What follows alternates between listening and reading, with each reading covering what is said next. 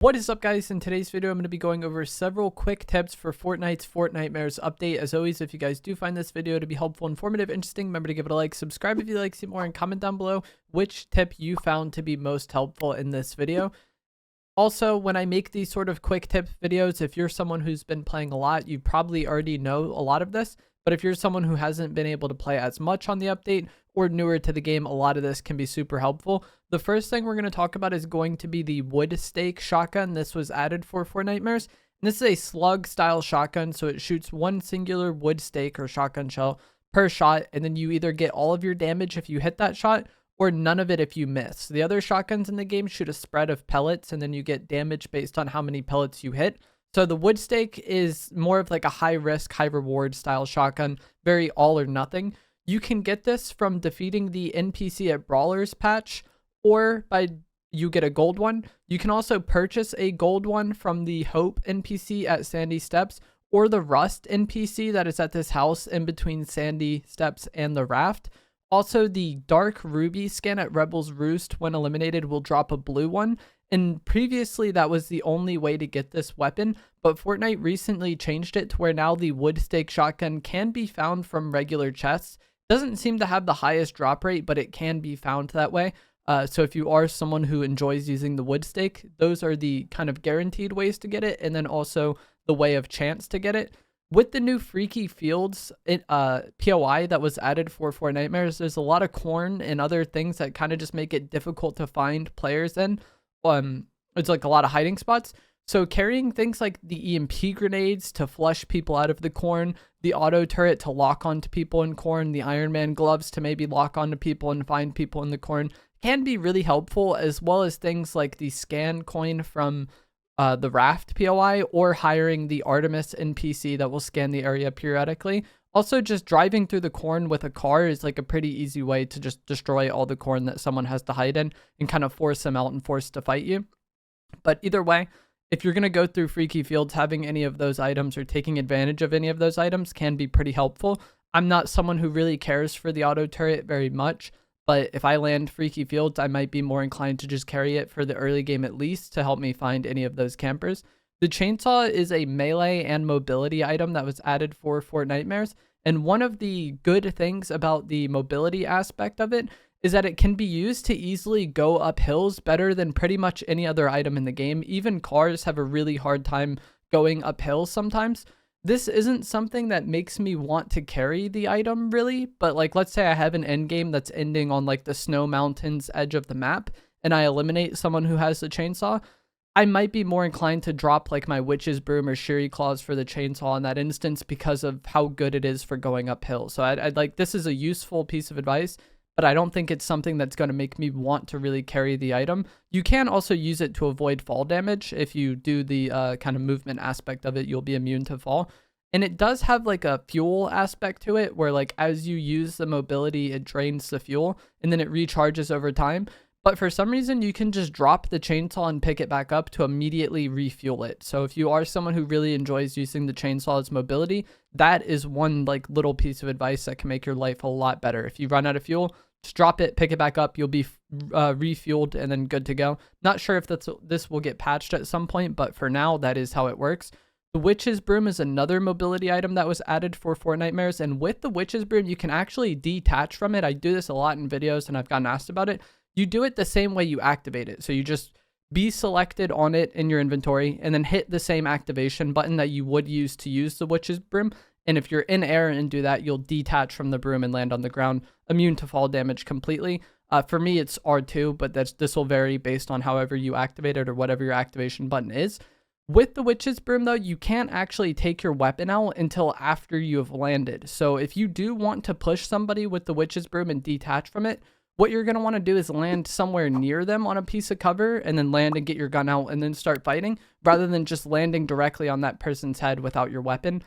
There might be times where you take the downside anyways, just because you know you have them that weak. But for the most part, if you're pushing somebody with the broom, I think you want to land near them in a safe spot and then play from there rather than just landing directly on them since you won't have a weapon out.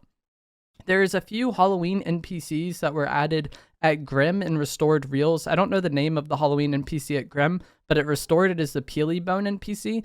And when you eliminate these, they actually drop a blue striker AR. The attachments can vary, but it's one of the blue ones. So I guess you have a 50% chance of getting one of the red dot sights, either the 1.3 or the 1x. And I really like using the striker AR, and I really like having one of those sights on it. So whenever I land at Grim or Restored now, I'm definitely eliminating those NPCs to try to get a blue striker AR with a red dot super early on in the game. It's really nice. Another thing that was added in Fortnitemares is going to be the pumpkin launcher. You can get this by defeating the boss at Brawler's Patch, and then also the Peelybone NPC sells it at Restored, and there may be others as well that sell it. Actually, I don't think Peelybone does. It's a different NPC at Restored. Either way, the pumpkin launcher is back in the game, but it's really inconvenient to get rockets for. The only rockets you can get pretty much are what you get from buying it or defeating the boss at Brawler's Patch. As of now, rockets are not in the loot pool for like ammo boxes, so it's really hard to get rockets. But the best way or the easiest way or most consistent way to get rockets is actually going to be to hire the supply NPC that is at this north island on the map. And when you hire this NPC, they'll periodically give you ammo. And if you have the pumpkin launcher out when it's time for them to give you ammo, they actually will give you rockets. So if you're someone who really wants to take advantage of the pumpkin launcher, getting this NPC is probably going to be your best bet. Unfortunately, he's really out of the way and not near any of the other kind of NPCs that sell the pumpkin launcher or can give you a way to obtain the pumpkin launcher. But like I said, there's one NPC that sells it at Restored, and then there's also an NPC that sells the Rift at Restored Reels. So what I was doing when I wanted to test this is I would buy the pumpkin launcher at Restored Reels, and then also buy a Rift, and then fly to the north end of the map and hire the NPC there. This is a very expensive way to play the game, but if you're someone who really wants to use the pumpkin launcher, the NPC is the best way to get ammo, and that's what I found is the best way to consistently get a pumpkin launcher and get the ammo, is to buy it at Restored and then get the Rift from there as well. One thing that also changed with the jetpack being removed recently is like it affected the game in so many ways, but one thing that I think is essential is that the dashes that you can get from the red water in the underworld biome are incredibly important again. These have been huge ever since they were added in season 2 of chapter 5. But when the jetpack was in the game, a lot of people just didn't care about getting them because you could kind of jetpack dash around and emulate the movement that way. But with the jetpack being gone, dashes are once again huge staple in fights. If you have dashes and your opponent doesn't in a shotgun fight, you have a ridiculous advantage there. So anytime you're able to get or refresh your dashes from the red water, I would highly recommend it because these can really be make or break in certain fights. Another thing kind of near the underworld biome that changed is that the bunker that was kind of east of or west of Doomstat has been disabled. There was a bug with this bunker to where you couldn't shoot your weapons or do anything when you were in there. And so shortly after the Fortnitemares update, this bunker was disabled. So if you like landing in that area and you're wondering why it hasn't spawned recently, that is why that bunker is disabled. And it'll probably be disabled for the remainder of chapter 5 because there isn't very much time left. Another thing with bunkers that's nice with this update is both the chainsaw and the witch's broom can be really good at getting the gold out of the bunkers. With the witch's broom, if you just fly into the gold when you initially lift off, it'll break. And with the chainsaw, if you do the kind of movement aspect of the chainsaw, for me it's L2, you just go right through the gold super easily. So if you do need gold and you're in the bunkers, odds are there's going to be a chainsaw or witch's broom in there, or you're already carrying one of those items and you can just easily get the gold that way and not have to worry about taking time to pickaxe it or waste a shockwave to get the gold, which was another way that people would get the gold. With the jetpack being vaulted, I believe the Iron Man gloves really aren't that good anymore. The main kind of benefit of them was the fact that you could just fly around, be really erratic, and just lock onto people and melt them over time. But without the jetpack, the Iron Man gloves, I feel like, really just don't stack up to any of the other ARs. So I wouldn't recommend carrying them as one of your main weapons. Talked about earlier about how they can be useful in the corn and freaky fields, and that is true, but it's not something I really want to carry. And most of the time I see people carrying Iron Man gloves at this point, they're usually a really easy kill. Shockwaves are also incredibly important, again, with the jetpack being removed, so knowing where the NPCs that sell shockwaves are on the map can be huge for you. I'll have a picture on screen now of where these NPCs are.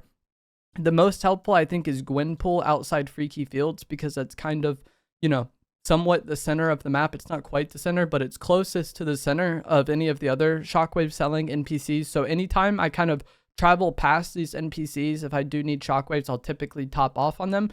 And that's another thing, that just knowing which NPCs can sell you shockwaves or which ones nearby give you shockwaves can be huge for like changing your game. Another NPC that was added in Fortnitemares is going to be the Mephisto NPC. He was added at Underworld, and you can actually trade HP for certain things from him. So you could trade 20 health to get a weapon from him. I believe it's a blue weapon with random attachments. That isn't that big of a deal, I don't think. But one thing that is a big deal is you could trade 99 of your HP to reboot your squad members. And this is a lot. Obviously, you'll only have 1 health left remaining. And I think if you just have less than that, you can't even do it. But maybe you just die. Either way, you can trade 99 health to reboot squad members. And this is obviously huge because you don't have to go through the rebooting time. You don't have to make as much noise doing it, but you also don't even need their reboot cards to reboot from Mephisto. And when your teammates respawn, they should respawn with shield and weapons already in their inventory. So not only is it a way to reboot, but it's a way to reboot faster in a way where you don't need the cards and start your teammates off in a better situation potentially. So if you are in need of rebooting your teammate and you're near Underworld, I would probably go for this. It does leave you at 1 HP afterwards, but odds are you're going to be able to find some sort of heals or med kits in the area. And the time it takes for you to use a med kit after rebooting is probably going to be faster than the time it would have taken for you to like sit there and hold it on the reboot van anyway. So anytime I need to reboot people, I'm probably going to try to take advantage of Mephisto, especially if I'm already in that area and I already have like a med kit ready. Like that makes it huge. And I think a lot of people are surprised how good that actually is. Also, with the jetpack being gone, I feel like more players are using cars again. So carrying EMPs can be a nice kind of like just immediate counter to these cars and really make it an easy fight for you to win when you just disable their car and hit them for 80 shield. If you double EMP them, they'll have no shield when they get out of the car. But another thing about this is just that EMP grenades are a really good item to fight players with. And with the jetpack in the season and a lot of people being in air, they really weren't that good because you typically want to throw it on the ground near the person. And if somebody's flying around, it's kind of hard to hit them with an EMP, right? But now with the jetpacks being gone and more people being on the ground, EMPs are really good again. It's not, I think I would rather carry double mobility, but if I can't find double mobility, I'm happy to have EMPs, or in certain situations where I know people are using cars, I'm really happy to carry EMPs. Also, I feel like more people are using shield bubbles with the jetpack being gone, and the EMPs do just disable their shield bubbles. So if you have somebody relying on a bubble and you have EMPs, you can often catch them off guard and put them in a really awkward fight. But that is going to be it for this video. Several quick tips for the Fortnitemares update. Like I said, I hope you guys found this helpful, learned something useful. Let me know down in the comments below if you did. And if you did enjoy this, give it a like, subscribe, and I'll see you guys in the next one. Thanks for watching.